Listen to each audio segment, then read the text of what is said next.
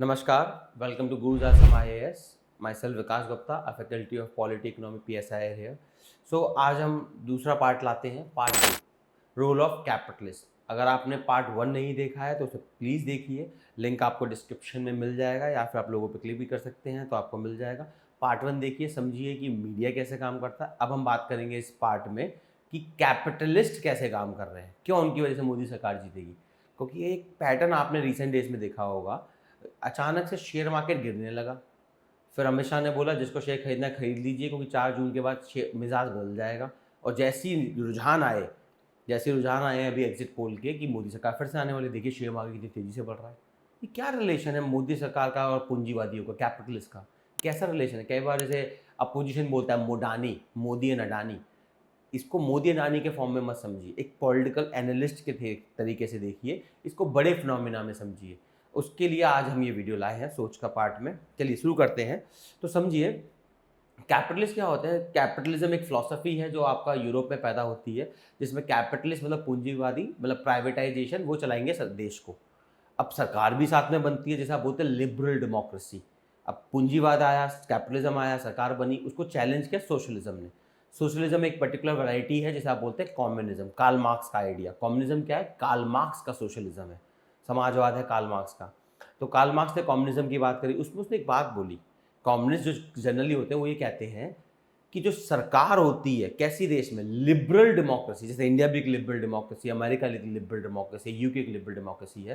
तो जो liberal democracies होती हैं उसमें आपको अगर लगता है कि जनता सरकार चुनती है तो आप बेवकूफ़ हैं। उसका कहना था लिबरल डेमोक्रेसी में जनता सरकार नहीं चुनती, पूंजीवादी सरकार चुनते हैं, जनता तो सिर्फ वोट डालती है।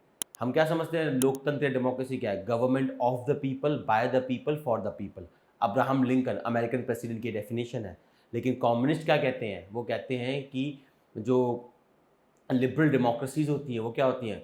Government of the capitalist, by the capitalist, for the capitalist. अब ये काम कैसे करता है समझते हैं, फिर हम आएंगे मोदी सरकार के एनालिसिस पे। ये काम ऐसे करता है कि जो पूंजीवादी, जो कैपिटलिस्ट है, उन पे है पैसा, और इलेक्शन लड़ने के लिए चाहिए होता है पैसा, बहुत सारा पैसा। तो सीधी सी बात है, मैं एक पूंजीवादी हूँ, मेरे पे पैसा है, तो मैं किस व्यक्ति को पैसा दूंगा इलेक्शन जीतने के लिए? उसको जो मेरे को बोल रहा है कि जैसे ही मैं पावर में आऊँगा सारे पूंजीवादियों को देख लूँगा, या फिर मैं उसको पैसा दूंगा जो मेरे लिए काम करेगा।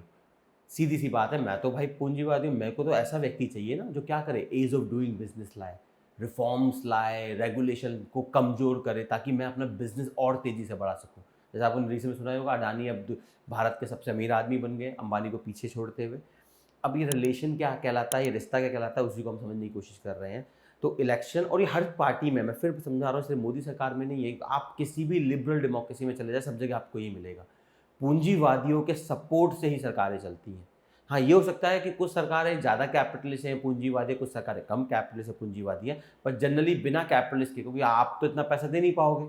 अब पूंजीवादी में करोड़ों का रुपया है, वो करोड़ों का रुपया देगा सरकार को इलेक्शन के टाइम पे। जो आप कॉस्टली काम करते हैं, महंगी से महंगी एडवर्टीजमेंट करना चाहते हैं, आप कैंपेन चला रहे हैं, सोशल मीडिया पे कैंपेन चला रहे हैं, अपने कार्यकर्ताओं को पैसे दे रहे हैं। उसके अलावा कुछ जगहों पे ब्लेम करा जाता है कि वोटर्स को आप लुभाने के लिए कुछ पैसे दे रहे हैं, दारू दे रहे हैं, ये दे रहे हैं, वो सब ये कहाँ से आएगा भाई?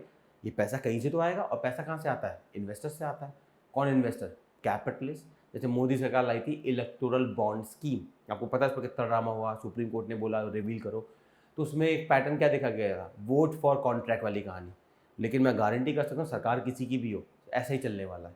यही लिबरल डेमोक्रेसीज में तकलीफ है कि जो कैपिटलिस्ट होते हैं वो सरकार का फैसला रखते हैं, कि सरकार किसकी बनेगी वो डिसाइड करते हैं। यही क्रिटिसिज्म है कम्युनिज्म का।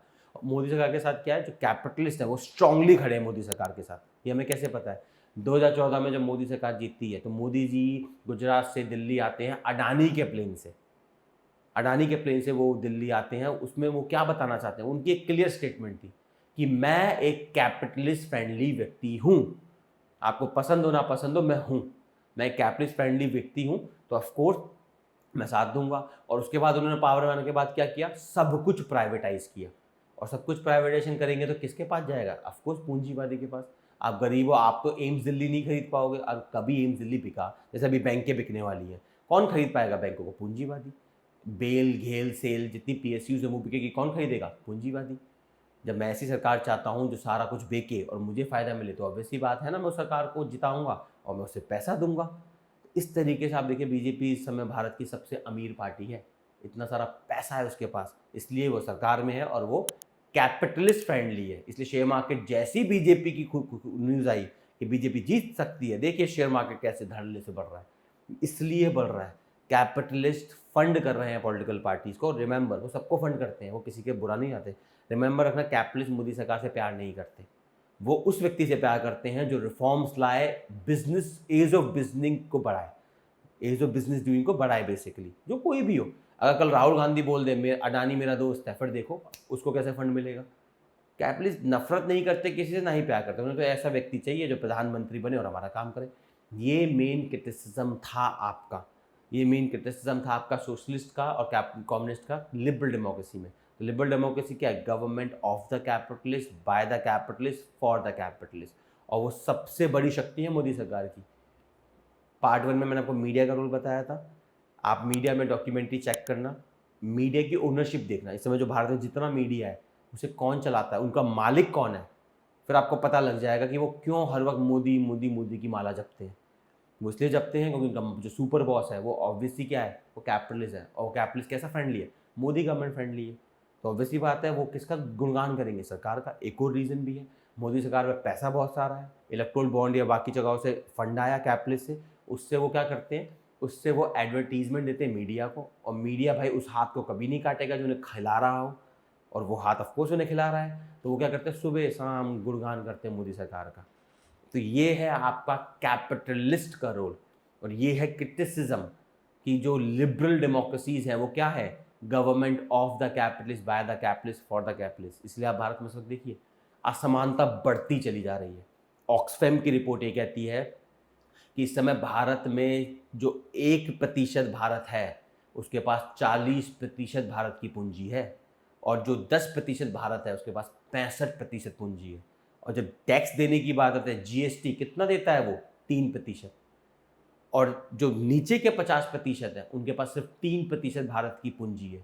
पूरे भारत की पूंजी सिर्फ 3% उनके पास है। और वो टैक्स कितना देते हैं? जीएसटी, इनडायरेक्ट टैक्स कितना देते हैं? 65%। एक्सट्रीम इनइक्वालिटी, अमीर अमीर पर अमीर हो रहा है, गरीब गरीब पे गरीब हो रहा है। क्यों हो रहा है?